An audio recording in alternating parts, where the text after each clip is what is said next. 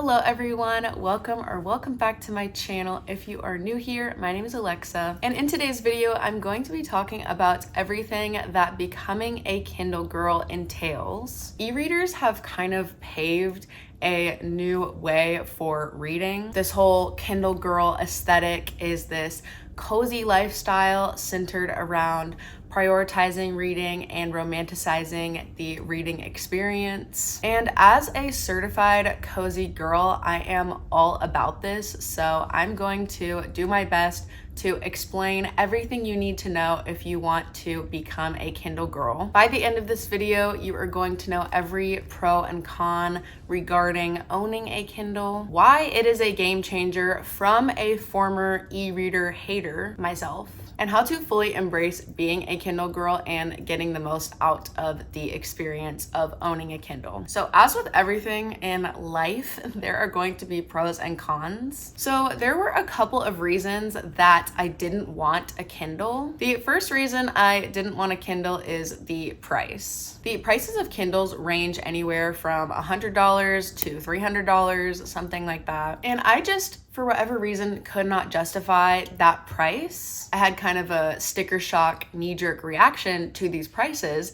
because I'm used to paying $5, $10, $20 for a book. And even though that adds up over time, my brain just kept telling me that that was too expensive for an e-reader. Another reason that I didn't want a Kindle is because I love physical books. I just love having my own little library. I love the smell and the feel and the aesthetic of physical books. That's just honestly something that I don't see myself ever being able to part with. So I kind of prided myself on not using technology to read my books. I'm old-fashioned, I'm old school, I'm not like other girls, that type of thing. And while there's nothing necessarily wrong with that, in the long run, I ended up giving in and getting a Kindle. So yeah, that kind of flows into the third reason that I didn't want to get a Kindle, and that is that I already have an iPhone, an iPad, and a laptop computer, and so I didn't really feel like I needed an additional piece of technology. I thought my iPad is just as good for reading, if not better, bigger screen, all that jazz. So let me tell you why I was wrong on pretty much all counts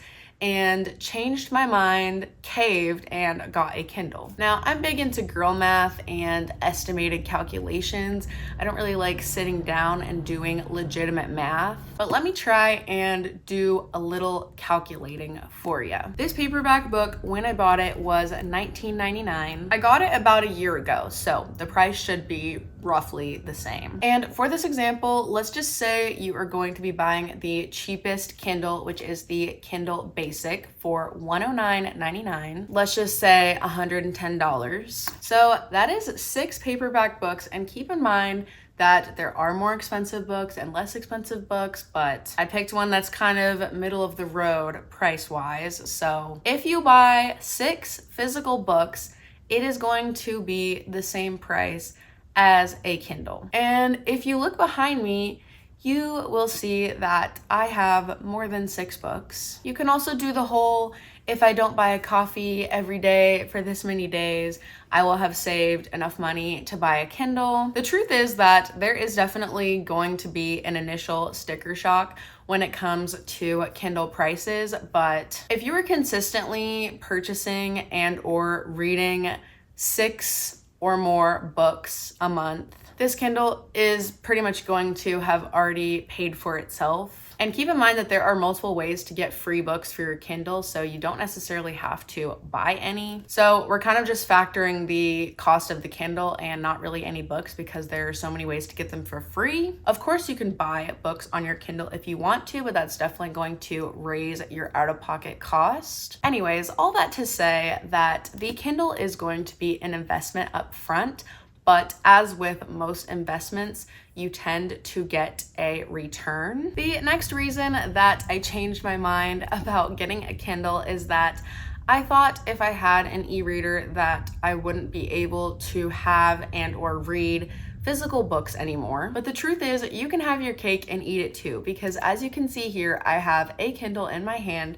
and about 200 plus physical books behind me. Both things can coexist. Getting an e-reader doesn't mean you have to get rid of every single physical book you've ever owned. Doesn't mean you have to exclusively read one or the other. You have permission to do whatever you want to do. And the third reason that I changed my mind about getting a Kindle is that while yes, Kindles are another piece of technology to add to your life and keep track of, they are very different than most of the technology you probably already own. Kindles are made with e-ink technology, and they are also backlit. So what this means is that they're going to have virtually no strain on your eyes. I am a glasses and contact wearer, and if you are too, you understand the pain of being under constant eye strain. And even if you are not a glasses or contacts wearer,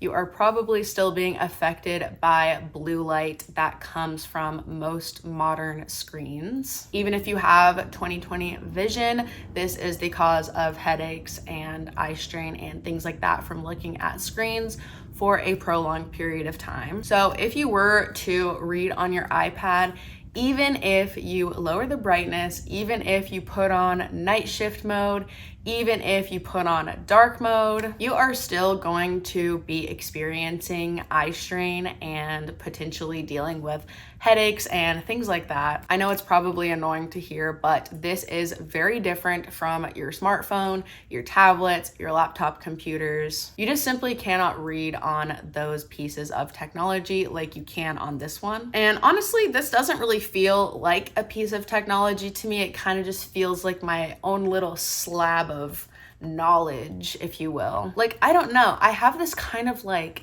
anxiety surrounding like my phone and my tablet. I'm constantly scared that I'm gonna lose them, that I'm gonna break them, that they're gonna get stolen. I don't really know how to explain it, but I just don't have that same type of anxiety when it comes to my Kindle. I mean, obviously it still can get lost or broken or stolen, but it just doesn't cause me stress like a typical piece of technology would. And in addition to that, this Kindle is able to offer you something that your phone and tablet and laptop computer cannot, which is completely distraction-free reading. Anybody with any of those pieces of technologies has experienced trying to focus on something and then a notification coming through and feeling like you have to check it before you can continue what you're doing. For me, reading on my phone or my iPad is virtually impossible just because of all of the notifications that come through and all of the thoughts and ideas that are constantly pinging through my brain. If I'm reading and then I think to myself, oh my gosh, I really want to make orange chicken for dinner tonight. And then I'm immediately swiping over to Pinterest and looking up orange chicken recipes. Then I get a notification from Instagram that somebody commented on my post. Then all of a sudden I'm on Instagram. Then I get an ad for this really cute swimsuit that I want to buy. So all of a sudden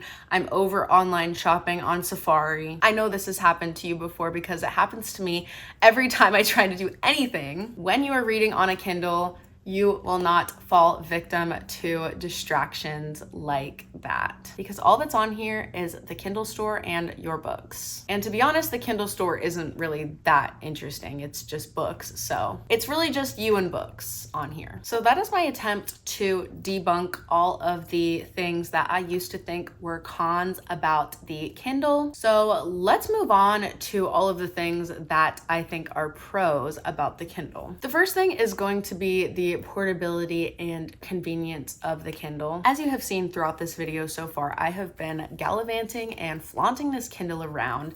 It's very, very lightweight. The three main places I read on my Kindle at are the gym, a coffee shop, and while traveling. The reason I like to take my Kindle to the gym is that it is super easy for me to just prop my Kindle up while I am walking, because anytime I try to put a book on the treadmill, the pages are constantly flopping closed and I just really can't get it to work. So that makes the gym a little bit more interesting for me. I like taking my Kindle to coffee shops. I simply just slip it in my little sleeve, throw it in my bag, and it's super lightweight and easy to read pages while I'm waiting in line, sipping on my coffee. It saves the page that you're on automatically, so you don't have to worry about losing your spot. And likewise, traveling with a Kindle is also so nice. Pretty much anytime I go on a trip, whether it's 3 days, 7 days, 14 days, I am bringing a minimum of 2 books with me. And like 2 books can get heavy real fast, especially when you are lugging it through the airport, lugging it on and off the plane, and lugging it wherever you are traveling to. In addition to that, if you bring 2 books and then all of a sudden you're not in the mood for them, you are kind of out of luck. But with the Kindle, you have access to thousands and thousands of different books. So you don't have to worry about not being in the mood for a book, or if you finish the books that you brought and you want more, you already have them right here with you. Which I guess catapults me into my next benefit of having a Kindle, which is the variety. Like I said before, I don't purchase any books for my Kindle. I pretty much exclusively use Libby, but there are other services such as Kindle Unlimited, Hoopla, Audible, and Amazon also offers a handful of free books if you have a Prime subscription. It's separate from Kindle Unlimited. But yeah, if you have a Prime membership, there is a small library of free books available to you. And I feel like a lot of people don't know about that. The Kindle's storage abilities are a tad bit beyond my mental grasp,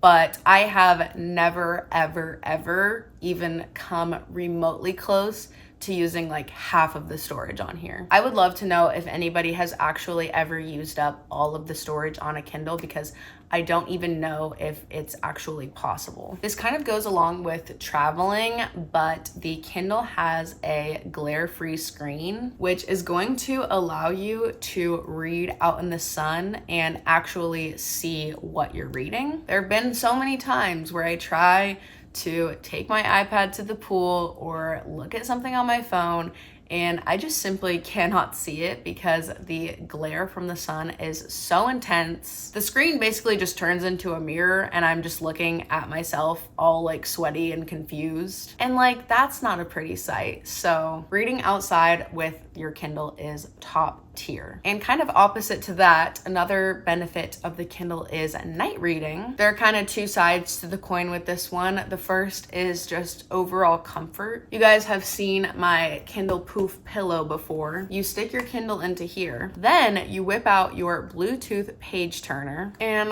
bada bing bada boom, you have got the coziest setup of all time. Nothing screams Kindle girl quite like this setup does. This is not the only way to comfortably read at night, but definitely one of my favorites. The other side of the coin is if you are sleeping next to a partner who is going to bed earlier than you and you want to stay up and read, but you don't want to disturb them, the Kindle is your solution. You don't need an overhead light on, you don't need the TV on, you don't need a reading light on. All you need is your Kindle and your eyes to stay open. If you're in the dark and you have the brightness on one of the lower settings, you're still able to see the screen because of the way that the e-ink and backlighting works, but it doesn't look like you're landing planes on your side of the bed. Another pro of the Kindle is that it has a lot of accessibility benefits. If you are dyslexic, the Kindle has a dyslexic friendly font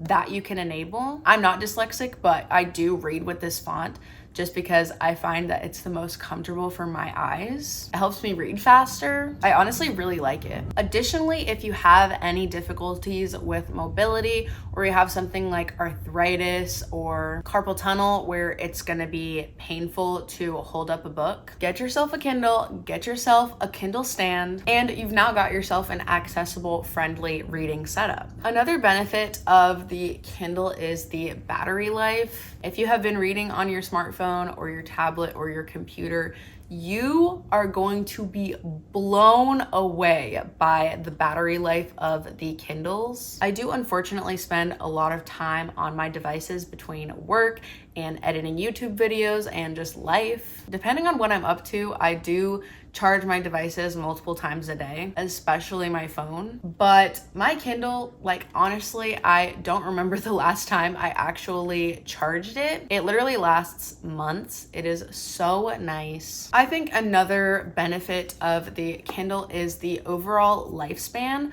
Before I got this Kindle, which is the new Kindle Colorsoft that came out last year in 2024, I had a Kindle from, I want to say 2014. That Kindle lasted me for 10 years. I mean, I probably could have kept it for longer, but I just really wanted this new one. So earlier in this video, when I was saying that these Kindles are an investment that you're going to get a return on, that's what I'm talking about. You're not needing to replace your Kindle or upgrade it frequently, if at all. So that's really nice and refreshing. I think that's everything I have to say for now in the realm of pros. After hearing all of that, if you are ready to start your Kindle girl era, here's what you need to do. First, you need to get yourself a Kindle. There's the Kindle Basic, the Kindle Paperwhite, the Kindle Paperwhite Signature Edition, and the Kindle Colorsoft. There are a couple of other Kindles, such as the Kindle Scribe, but for the most part, the Kindles I mentioned are the ones that you're probably going to want to be looking at as far as size, as far as price, things like that. I already have a video showing and comparing every single one of those Kindles,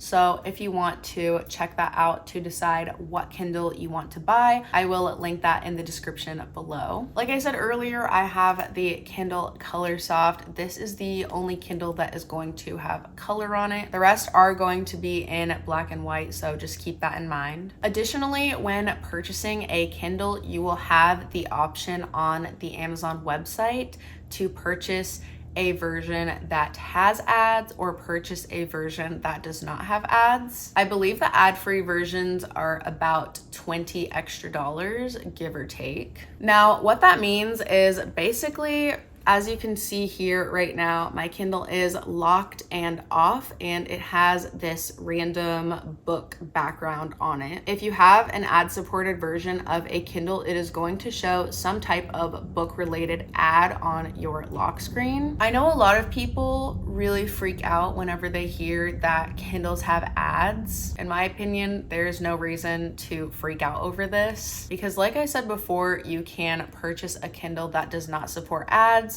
Boom, your problem is completely solved. You don't have ads. If you feel like you can't afford to pay to have an ad-free version of the Kindle, I really don't think the ads are as bad as people think they are. Like I said before, it's literally just some book that Amazon thinks you're gonna like, and they put it here and it says, a book you might be interested in, this blah blah blah blah blah book. There are not ads thrown in between book pages or pretty much anywhere else except for your lock screen.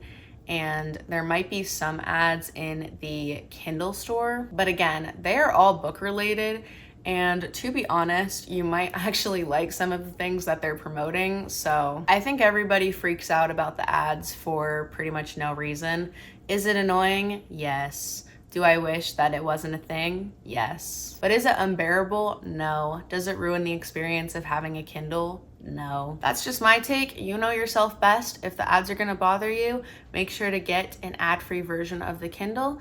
If you don't think it's gonna bother you, get the ad version, and you can always get them removed after the fact. So if you change your mind, you can still get the ads removed later. Now that you've got a Kindle, you are a Kindle owner, but you are not yet a Kindle girl. You now need to decorate your Kindle to your preferred aesthetic. This is how I have chosen to decorate my Kindle. There are basically unlimited options when it comes to decorating your Kindle. I think the main points you'll want to hit are, first of all, a case. First of all, you can get a clear case like I have here, and if you want, you can stick an insert between the Kindle and the clear case to decorate it however you desire. You could also get any type of solid colored case. Next, you could get a folio case, which is going to cover the back of the Kindle as well as the front of the Kindle. The folio case basically opens up like a book, and then you can fold the front back behind the Kindle, if that makes sense. This is definitely going to add a little bit of weight to the Kindle, so just keep that in mind if you're wanting to get a folio case. They do tend to be a little bit heavier depending on the material. The third type of case is going to be a sleeve, and this is usually just used to put the Kindle inside so that you can throw it into your bag or backpack without it getting scratched, damaged, anything like that. Additional functionality / decor options you can get for your Kindle include, but are not limited to, pop sockets, lip gloss holders, hipper trinkets, dust plug charms, stickers, inserts, grips, and so on and so forth. I also recently made a video showcasing anything you might want or need if you're just starting out with a Kindle, so I will also link that in the description. But part of the fun of being a Kindle girl is decorating your Kindle and showcasing your personality, your aesthetic, your interests. And additionally, you may want to take your Kindle girl era to the next level with products like this. Obviously not required, but definitely fun to have. And again, I talked about a lot of fun products that will elevate your Kindle reading experience in my Kindle starter pack video. So again, it's linked in the description if you want to see some more of these